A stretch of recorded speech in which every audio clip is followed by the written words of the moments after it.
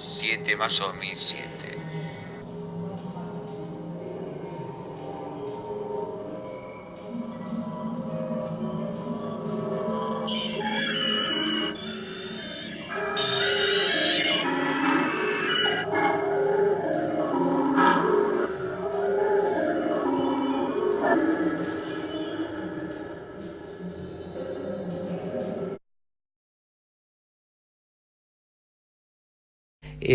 Hubo una marcha convocada, creo que fue el 1 de abril, por Campanella, que movilizó a unos miles de personas en el centro de la ciudad de Buenos Aires, que sirvió mediáticamente como un contraataque político después de un marzo que había sido muy adverso para el macrismo y que inmediatamente fue instalado como un respaldo popular al gobierno, cuando en realidad era una movilización significativa.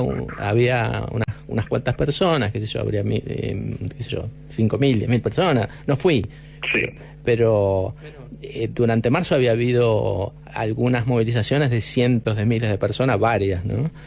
Manifestándose contra el gobierno. Entonces esta de 10.000 de Campanella fue leída como el gran respaldo popular al gobierno de Macri. Esto de las PASO me parece que se armó también con la misma lógica, aunque se trate de otro tipo de cosas porque es el resultado de unas elecciones, pero se armó con esa misma lógica de instalar sería como la sensación térmica, ¿viste?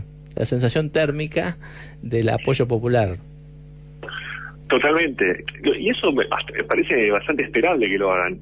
Lo que hay que destacar en este caso es la tendencia de muchos analistas políticos que estarían sindicados dentro de los nuestros, entre comillas, que tienen una tendencia muy rápida y muy veloz a admitir casi a veces gozosamente, creo yo, el resultado adverso.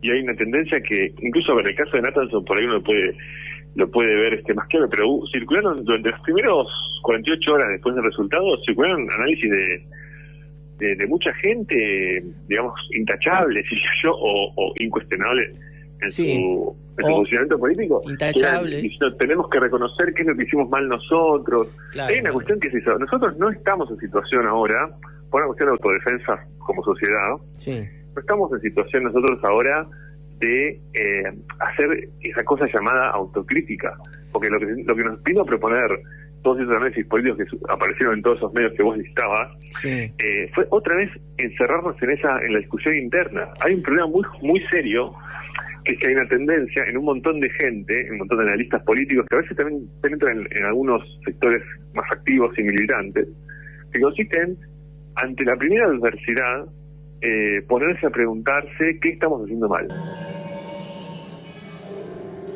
7 de mayo de 2007.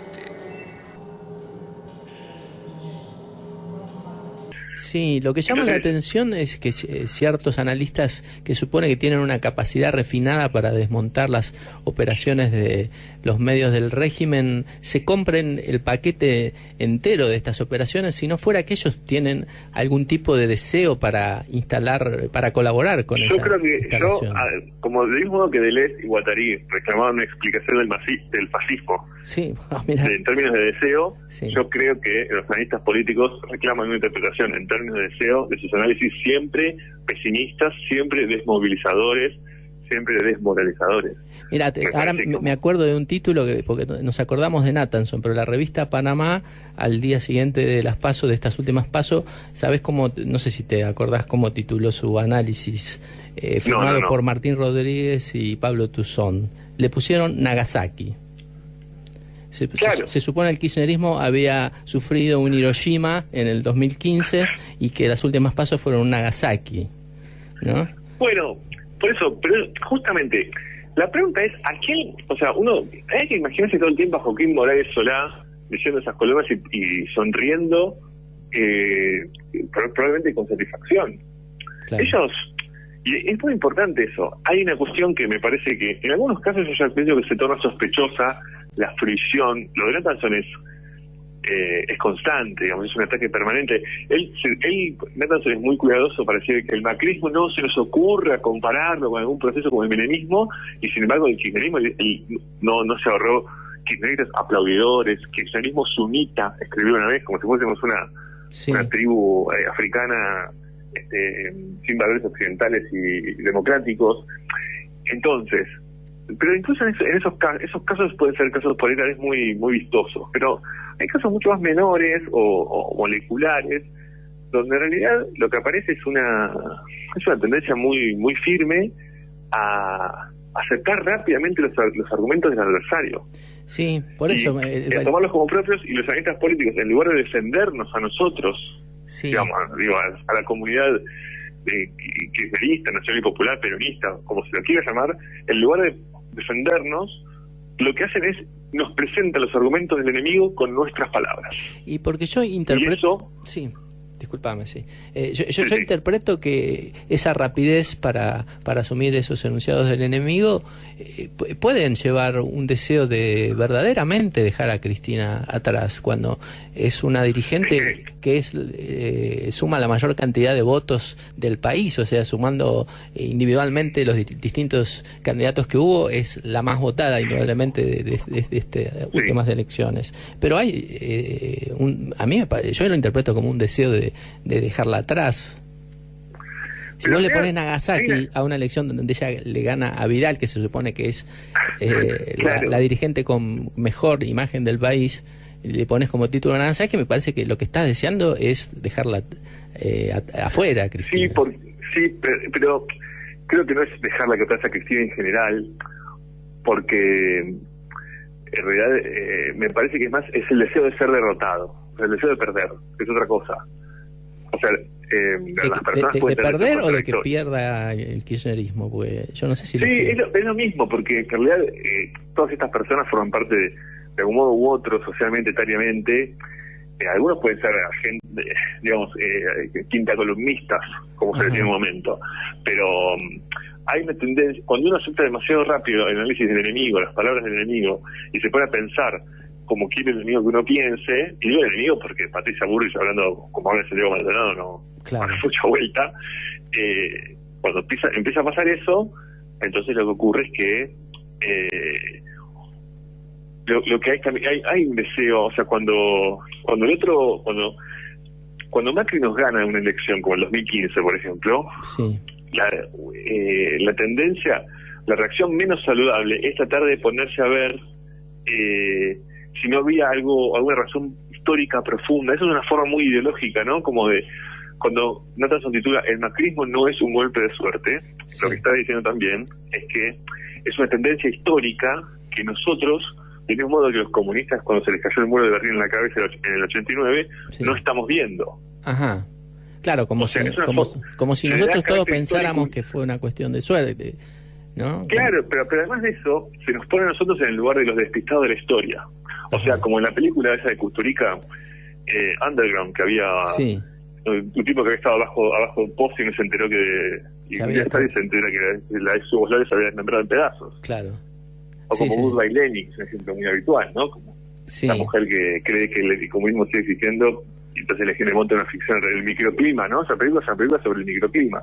Claro. A nosotros nos intentan nos ofrecen tendencias histórico-mundiales cada 2 minutos. Eso es lo gracioso. En 2013, la avenida del medio de masa se llamaba Por Delante Todo. Claro. Y también me parece que no hay... Sí, mira, te propongo una cosa. Nosotros tenemos que hacer ahora una pausa. 7 de mayo de 2007.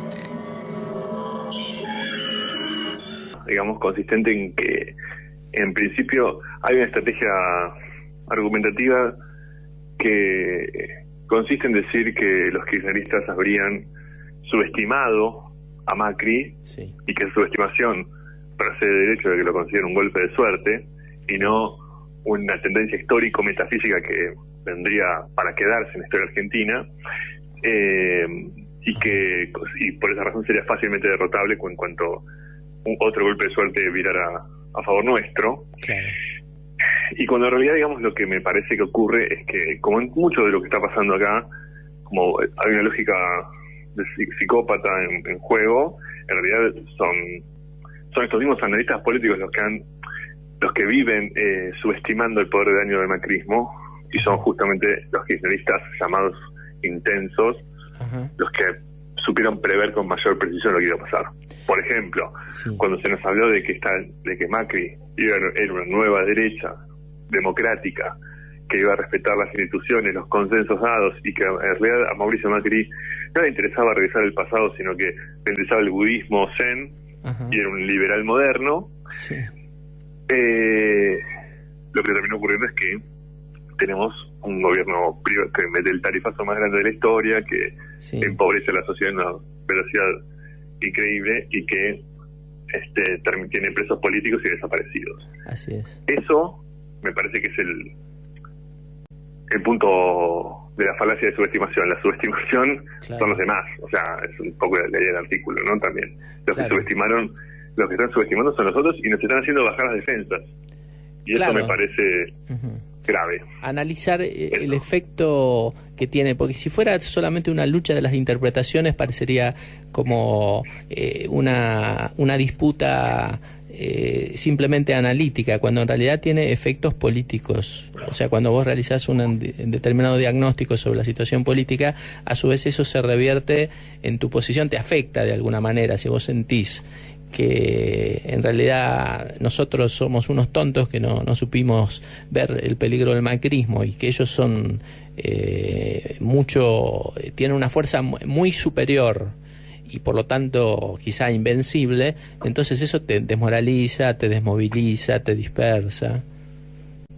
Es que claro, pero aparte porque hay que fijarse que si uno analiza los argumentos son mutuamente excluyentes. Por un lado, Macri tiene un poder casi absoluto porque es un genio, porque Durán Barba nos supera estratégicamente, porque tiene mejores ideas y trabaja más. Y por otro lado, no hay nada que temer porque en realidad es una derecha moderna que no nos va a hacer daño. Entonces, esas idas y vueltas tienen que ver con que en realidad cuando encontramos argumentos contradictorios, es una prueba de que estamos ante la propaganda enemiga. Porque no estamos debatiendo, sino que nos están haciendo daño con las palabras, que es otra cosa. Cuando encontramos dentro de un mismo argumentador ofrece dos razonamientos que se excluyen mutuamente, lo que vemos es que esta persona es hacernos perder tiempo y confundirnos. ¿Qué es lo que vino pasando en realidad, ¿no? O sea, Cristina por ejemplo, pasó algo parecido con el tema de las PASO, ¿no? Cristina es sectaria, ¿no? Pero cuando le quiso ofrecer las PASO, cuando le quiso ofrecer a Randazzo que forma parte de su lista, y Randazzo se negó, esa era la sectaria que no había querido competir. Entonces, cuando empieza a encontrar esos argumentos, cuando te corre el arco todo el tiempo, ya deja de ser un debate interno, ¿no? Y cuando deja de ser un debate interno, es lucha política. Y si es lucha política, lo que primero es abroquelamiento de la fuerza propia y salir a disputar a ganar el sentido común. Me parece que eso es lo que es una vieja preocupación, digamos, que nosotros estamos afrontando, digo nosotros y los kirchneristas, desde hace 4 años atrás, por lo menos, donde cuando el kirchnerismo tuvo que empezar sufrió las primeras escisiones y tuvo que empezar a radicalizarse también políticamente, se encontró con, que había gente que no quería llegar tan lejos, ¿no? Esto, digamos, muchos de estos ex kirchneristas o nestoristas, lo que nos remiten todo el tiempo a la época socialdemócrata, y es una corriente que en la sociedad no existe, pero sí existe en la política. Existe como una opción o como un lugar desde el cual debatir, que qué sé yo, digamos, me parece que ya llegó el punto de empezar a demostrar el elemento, insisto con esto, el lazo libidinal con la derrota. Hay gente que se siente cómoda en ese lugar, que se siente cómoda en poder dar por finiquitado el kirchnerismo, incluso habiendo sido kirchnerismo y teniendo su suerte incluso social y política en ese lugar. Entonces, y en definitiva, y esto va a ser la idea, son siempre, digamos, esto hay que tener en cuenta, porque esto sí hay que hacer autocrítica, pero de otra manera, estos personajes con los cuales debatimos y nos enojamos, son también encarnaciones de nuestras propias falencias y defectos en el modo de plantear las discusiones a veces. ni el modo de ser, de ver cuán radicalizados y cuán comprometidos estamos con lo que estamos diciendo. Claro, Sí. ¿cómo podríamos interpretarlo de esa manera? Yo a veces me enojo con algunos personalmente y peleo bastante, a veces lo escribo en mi blog, a veces en charlas telefónicas, me enojo con estas tendencias así, que considero que son como auto boicots, sí, interpreto de buena fe que vienen de un campo compartido, de que estamos del mismo lado, sino tiendo a pensar que esta cuestión de la quinta columna, que en realidad parece que estuvieran del mismo lado, pero en realidad no, están pensando en su carrera profesional como analistas políticos, para los cuales es más cómodo situarse en este lugar de comentadores de un espectáculo que les es ajeno, más que involucrarse en un proyecto en el cual tenés que poner el cuerpo y bueno, comprometerte. Cuando perdés y cuando ganás. Sí. Bueno, mira, ahí estaba la frase de Robespierre, ¿no? Es como lo llamaban a él, que era el incorruptible. Y en realidad, la razón por la cual uno se enoja mucho con esos... en esas discusiones es también porque, digamos, uno aparece la pregunta de si uno realmente está haciendo todo lo que realmente está a su alcance para que la causa por la cual uno milita, sueña o como se lo quiere decir, sea realmente llevada a cabo. Generalmente yo a los que vi más deprimidos después del resultado electoral del domingo, no fue a los militantes políticos que habían, participado de la fiscalización o habían llevado en sus espaldas la campaña electoral con toda la rudeza y dificultad que tuvo, sino a los que no habían hecho tanto.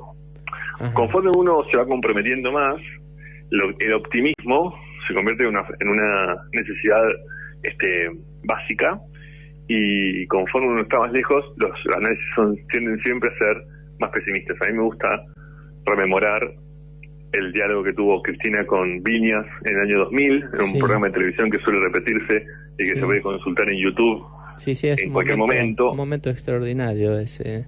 Claro, y ahí está muy claro ahí. Esto yo lo analizaría así. Viñas le dice a Cristina: usted es demasiado optimista, le dice panglosiana la postura de Cristina, porque Cristina le decía: vayan a un partido y cambien la realidad si no les gusta, ¿no? Decía Cristina. Y ella le decía: yo tengo la obligación de ser optimista. Y él, Viñas, respondía: yo tengo la obligación de ser pesimista. Y ella replica: sí, porque vos sos un intelectual crítico, pero yo soy una militante y tengo la obligación de ser optimista, porque creo y tengo que creer que puedo cambiar la realidad y tengo que creer que lo puedo hacer. Claro. Para mí eso se podría plantear en estos términos. Un intelectual y un militante. El intelectual analiza la realidad y ve 10 factores y los analiza y le da resultado pesimismo. El militante ve esos 10 factores, pero también tiene un factor 11, que es el mismo. O sea, su propia acción ante la situación. O sea, es como si digamos, para hacerlo en términos medio filosóficos, como dos posiciones ante la objetividad que son incomparables. O sea, Viñas hablaba de la realidad como si él estuviese afuera de ella. Claro. Y por eso le da el resultado es siempre pesimismo. Claro. Porque no está él ahí. Es una postura filosófica ingenua, de hecho. Es como la escisión entre el pensamiento y la realidad, que el militante, naturalmente, Cristina, ve la misma realidad, pero ve 11 factores, pues se cuenta a sí misma dentro de la realidad observada. Por eso está más deformado el militante. Es cierto eso. Esa deformación es la misma que en la física cuántica, o la misma que la del materialismo dialéctico, que consiste en que cuenta, digamos, que la contradicción entre el pensamiento y la realidad cae dentro de la realidad. Claro, y además corre otro riesgo. Una cosa es el riesgo como intelectual crítico de estar equivocado en un diagnóstico, y otra cosa es participar de una disputa política donde ya no se trata de un error de diagnóstico, sino que se trata de que vos estás metido ahí. O sea, pasa a ser una cuestión nociológica a ser existencial. Claro. Pero además de eso, la propia percepción de realidad se transforma, porque es como si, una cosa es analizar la Tierra desde afuera y otra cosa es yo vivo en ese lugar. O sea, mi percepción está distorsionada porque yo estoy dentro del fenómeno observado. Claro. Eso es importante. Para el militante político, cuando analiza realidad, él está viéndose a sí mismo. Claro, y además no es distorsión porque es la única mirada posible. Es una No distorsión existe, constitutiva, podemos decir. no existe Sí, es como posibilidad de el mirar. perspectivismo absoluto, Claro, digamos. claro. Sí, Ahí es un me pliegue parece- de la realidad que es constitutivo. Claro. Pero en la postura intelectual, ¿qué es la postura de todas estas personas que estamos hablando? La postura intelectual es una postura donde la realidad está allá Sí, y yo estoy mirándola desde afuera. Claro. Como la miro desde afuera la veo entera y seguramente la veo como es, solamente que en realidad esa realidad hay un punto vacío que es mi propia intervención en la realidad. Es decir, yo quiero leer, cuando yo leo un texto de Nathanson me pregunto, y bueno, ¿y vos qué estás haciendo? Digamos, ¿no? Claro. Es decir, ¿cómo aparece? Hay que considerar que Nathanson no está describiendo la realidad. Lo que hace Nathanson es prolongar la realidad en su artículo, que es Ajá. otra cosa. O sea, si la realidad que tenemos es la hipótesis psicópata del sistema de desmoralizarnos, es obvio que el texto de Nathanson no describe esa realidad, sino que la produce, o sea, forma parte de ella. la consolida, consolida Claro, la, pero- la lectura adversaria. Claro, o sea,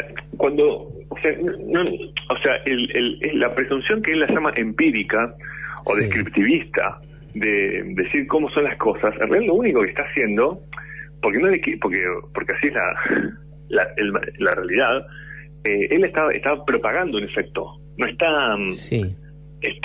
describiendo, no se puede describir. Sí, está, Entonces, como no se puede ser operando, neutral, está operando sobre esa realidad. está ¿no? operando. No está Así, describiendo. hablando mal y pronto, yo lo quería mantener en términos él decía que es empirista. Yo Digamos creo que para un lector más sofisticado, no para el lector, para el espectador de Animales Sueltos, sino para un lector más sofisticado que es el que compra Le Claro, Monde Diplomatique. pero eso es importantísimo. O sea, sí.